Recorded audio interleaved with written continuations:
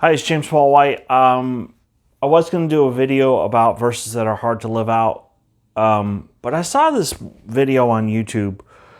It was done by it's Keep It 100, and the title of the video was just really not healthy. But it was called, "So what exactly are white people superior at?" And I'll admit, I have a weird sense of humor. So at the beginning, I didn't mind the stereotypes because most of the people in the video were predominantly African American, but they were talking about how white people take their animals everywhere, and I'll admit I think that's kind of annoying.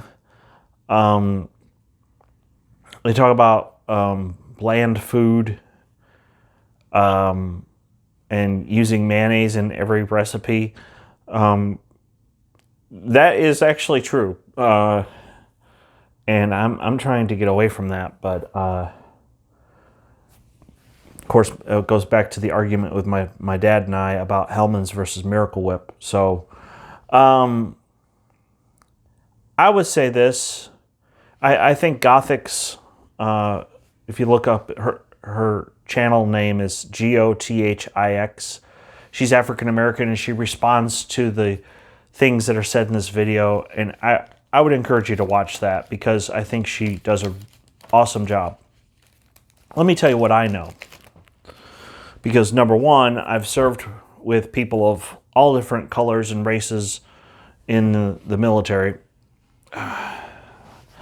And number two, from 2010 to 2020, while I lived in Stillwater, Oklahoma, I was a part of the movement to promote the Martin Luther King Day celebration and ultimately helped form the committee of churches that meets once a month now to deal with racial issues in Stillwater.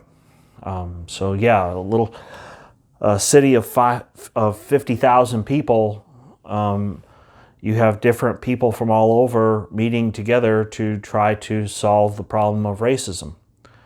So here's I feel torn when I'm watching this video because I know in our history in the 1930s and 40s and 50s there were white Christians that would go to church and then they would come out, and instead of acting like Jesus towards people who were different than others, they would act more like the Romans. And they would lynch people people of color that were too uppity. How in the world are you going to claim to follow Christ and yet beat somebody up and hang them from a tree when the person that we serve, our role model, Jesus Christ, was hung on a cross? How are you going to do that? It just blows my mind. The fact that people did that in our country. But we have to own it and we have to say that's wrong. I know a chaplain. She's now in the she's now an Army chaplain, but we worked together as VA chaplains in Oklahoma City, and she told me that in the 2 years she was there in Oklahoma City, she had been pulled over 8 times. 8 times. Now, I drove from Stillwater, Oklahoma City for 2 years. It's an hour drive one way. You know how many times I got pulled over when I was in Oklahoma City? 0. 0. Now, I had a job later on in western Oklahoma, and I would drive out there on Monday, work, and then come back home on Friday.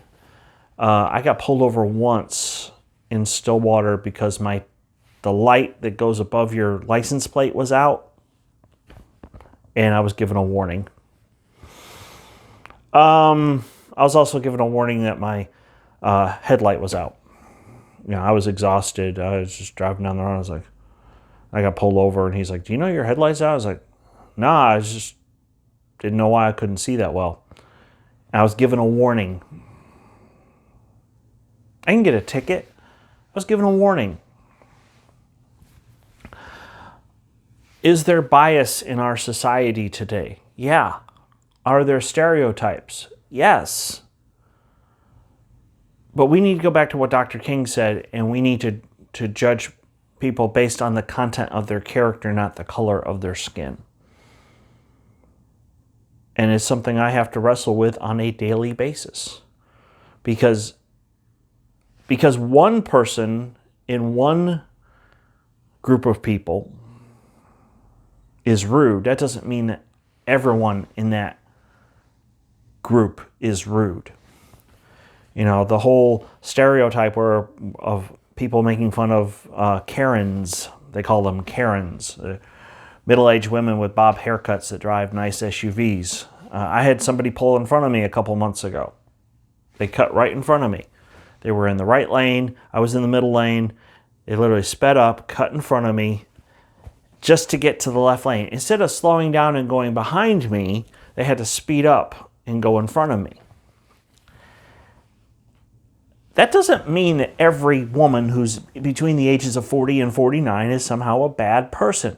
It means this one person that I ran into was in a really big hurry and was a little inconsiderate of me. That's what that means. It doesn't mean anything with regards to other people. And that's the part we've got to get a hold of.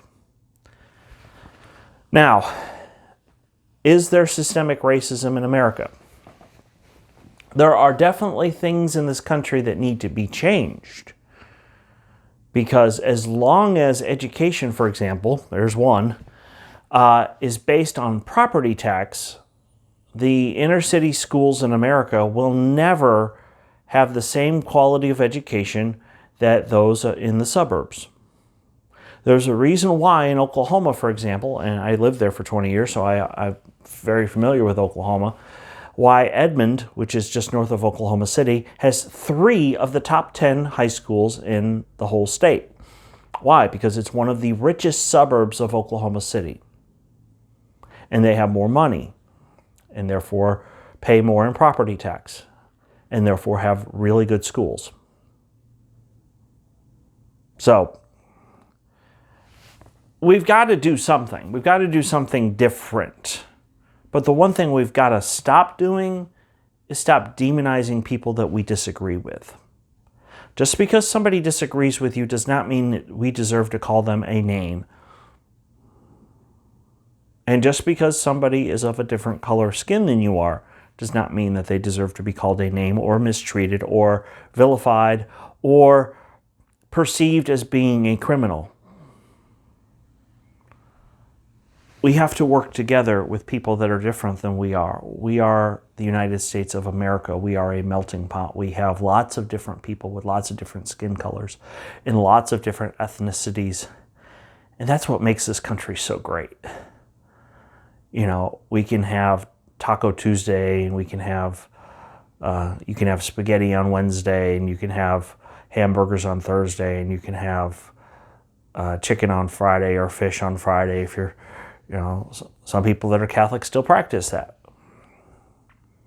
That's okay.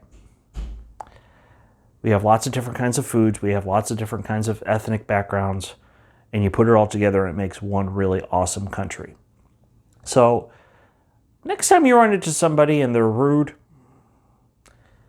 instead of judging them based upon the color of their skin or how old they are or what demographic they are a part of, maybe they're just, that one person is just rude. And that way, instead of judging the entire group of people and developing a stereotype, we can just simply say that that person's having a bad day and give them a little bit of grace. So, anyway, next week we'll continue the series on love. I was working today on the next series, which will be about how we should treat one another. So, keep your eyes open for that. Look for my videos, James Paul White on YouTube, and look for the podcast, Live It Out with James Paul White. It's on Spotify and Google Podcasts. So thank you so much for watching. I love all of you, especially those who subscribe, and have a great weekend. Love y'all. Bye.